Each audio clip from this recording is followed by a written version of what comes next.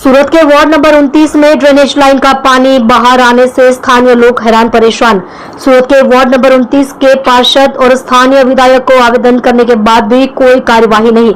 आपका विधायक आपके आंगन का कार्यक्रम खाली नाम का दिखाई दिया। स्थानीय विधायक मनु पटेल का कार्यक्रम खाली फोटो सेशन करने के लिए ही साबित हुआ।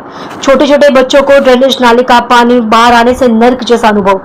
खेल कूद करने की उम्र में ड्रेनेज लाइन के पानी की दुर्गंध के कारण छोटे बच्चे अपने ही घर में कैद। बार बार आवेदन करने के बाद भी आज दिन तक पार्षद सुधाबेन वैशाली बेन, बसुभाई और कनुभाई नजर नहीं आए थे।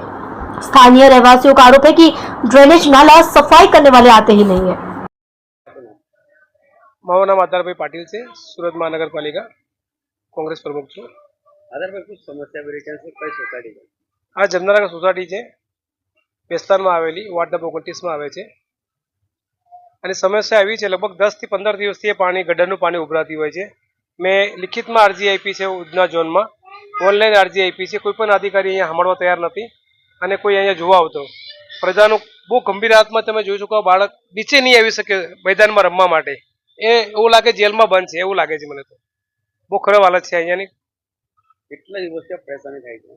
લગભગ અહીંયા તો લગભગ 4 વર્ષથી આવીને એવી હાલત છે અને આ છેલ્લા 10 દિવસથી પાણીનું બહુ ગંદુ વાતાવરણ છે કે બધું બહાર જ નીકળે છે, કોઈ પણ અધિકારી જોવા નથી આવતું। અધિકારીને મળવા ગયેલા તો ત્યારે શું કીધું? અધિકારીને મળવા ગયા તો અધિકારી અમને એમ કીધું કે અમારા અધિકારીને તમને નંબર આપું છું, તમે એને કોન્ટેક્ટ કરજો। એમના અધિકારી કોઈ પણ અધિકારી ફોન નથી ઉપાડતા, કોઈ જવાબ નથી આપતા।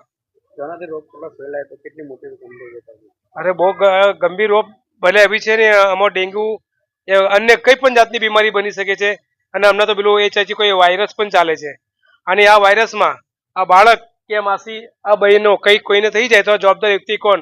અહીંયા સ્થાનિક કોર્પોરેટર કે અહીંયાનો સ્થાનિક MLA કે સંસદ એ અધિકારી કોઈ જોવા નથી આવતું બાપુ। ખાલી વોટ લેવા આવે છે અને જ્યારે એમની જરૂરત હોય ત્યારે એમની મિટિંગમાં બોલાવે છે અને આ લોકોને લઈ જાય છે અને અહીંયા પ્રજા પણ એવી છે કે એને સમજ નથી પડતી, એમને લાગે ભાઈ અમારા માટે કોઈ આવે છે જાય છે, કામ કરવા કોઈ આવતું નથી અહીંયા। કોર્પોરેટર કોણ છે અને કેટલો વખત કોર્પોરેટર રજૂઆત કરાવે? આ લોકો વારાઘડી કોર્પોરેટરને રજૂઆત કરતા જ સ્થાનિક લોકો અહીંયાથી, અને મને જ્યારે રજૂઆત કરી સવારમાં 6:30 વાગે અહીંયા સ્થાનિક ભાઈ હતું ઓડિશાવાસી, એમને કીધું કે ભાઈ અમારા વિસ્તારમાં બહુ ગંદુ પાણી આવે, તમે આવો।